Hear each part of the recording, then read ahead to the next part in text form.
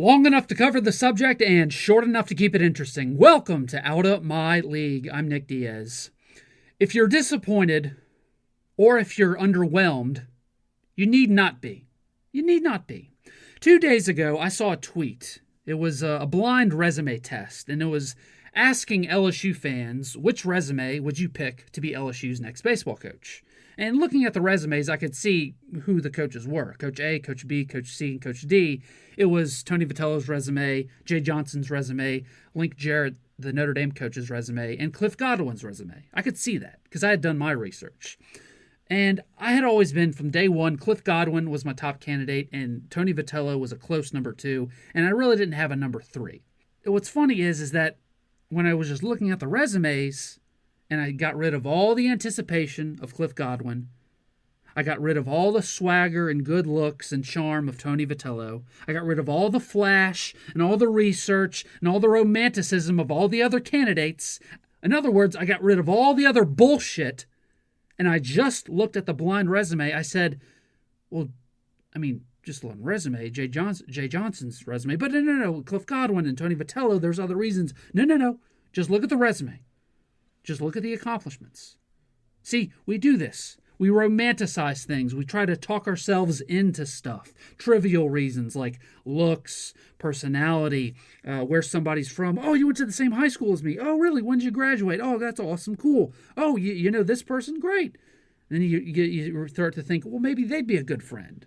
Or we'd look at a fan base from somebody like, yeah, I don't like this person. You don't like that person. Yeah, now we're friends. Now we should be friends. In other words, oh, those Tennessee fans are such assholes. I'd really like to stick it to them by stealing their coach and then laughing in their face at social media.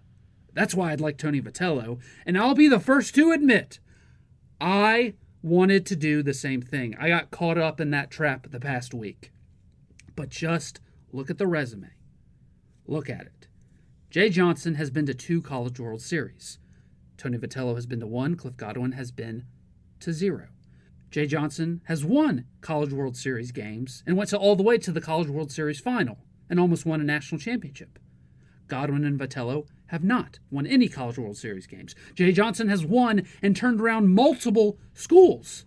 So now you know he's not a fluke. He's done it at 3 different places. Nevada, but also something called Point Loma Nazarene, which sounds like the mountain right across from the one that Moses got the 10 Commandments down from. But anyways, he's done it at multiple places. So now you know he's not a fluke. Now, I had certain qualifications. I didn't really have a lot of details for me because I'm not a college baseball expert. I'm not a baseball expert.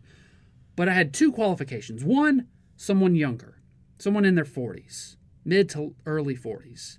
And 2, I didn't want someone with big, giant connections to LSU.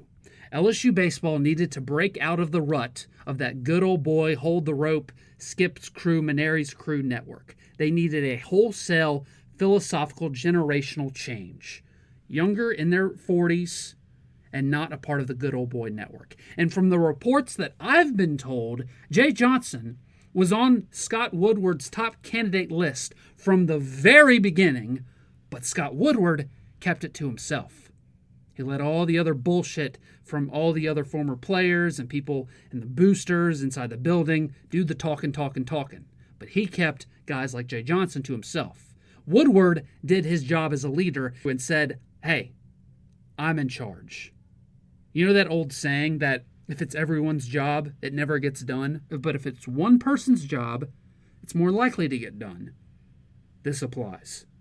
Woody hired a more accomplished coach for half the price, and he did so without dipping into that good old boy network. Well done. Now, if you dig deeper on Jay Johnson, he's known as a great recruiter and a hitter. Now, you've seen the stats. You know his teams can hit. But you know what I saw looking up his introductory press conference at Arizona, just to kind of get a feel for his personality?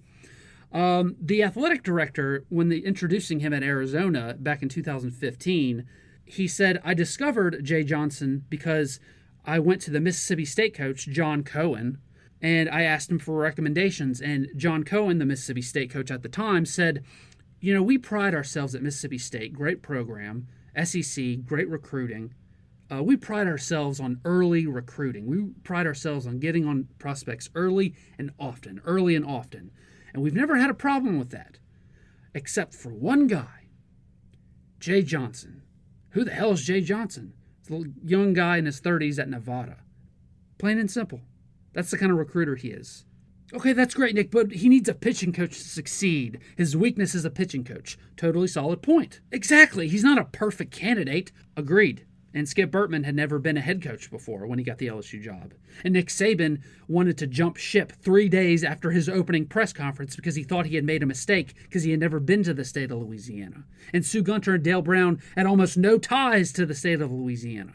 There is no perfect candidate. Now, is there a question mark? Sure. Is the pitching coach thing a question mark? Sure. He's going to need a great pitching coach to succeed. But he is also at one of the best resource programs in the country at LSU, so he can now afford to go out and hire a great pitching coach. So no excuses. But I'll add another thing. To people who say, all right, how many of you actually knew who this guy was a month ago? All right, fine. I'll answer that. I didn't.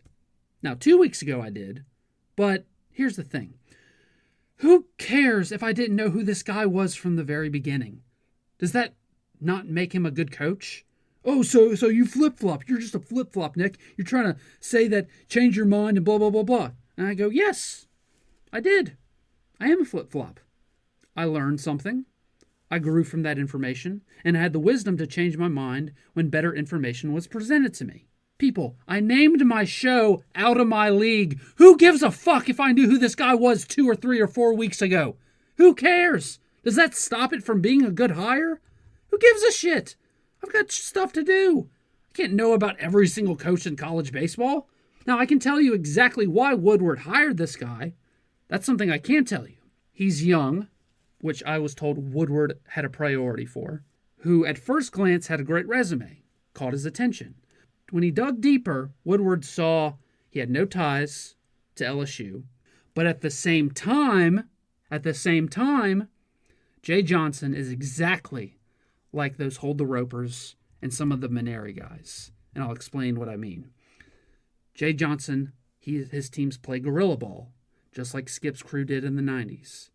He's got a calm demeanor and a very classy, old-school way about him on the dugout, just like Skip does and just like Maneri does. So even though he's not their buddy and not part of that fraternity, they'll get along with him because they're cut from the same cloth, so to speak. And this is the last part. He's got the personality to handle the LSU job. That's most important. And that was one of the things that Paul Maneri said was most important when you get this job. He said, to my successor, whoever you may be, wherever you are, if you're listening, don't let the job get to you. That's my number one piece of advice.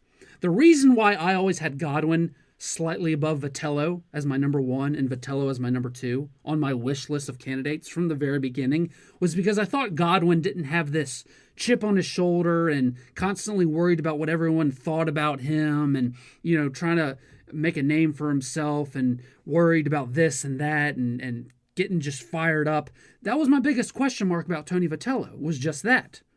Now, sure, I love Tony Vitello's energy as a coach. I love his personality, which is why I love Will Wade and Kim Mulkey and Ed Ogeron and, Nick Saban I've admired for so long, even though he's at Alabama. I love that. But you never really know until you get that pressure cooker of a job at LSU. When you get that job on your shoulders, does that chip become a little too heavy? Does that hot-headedness start to cloud your thinking? This guy, Jay Johnson, he is the epitome of California cool.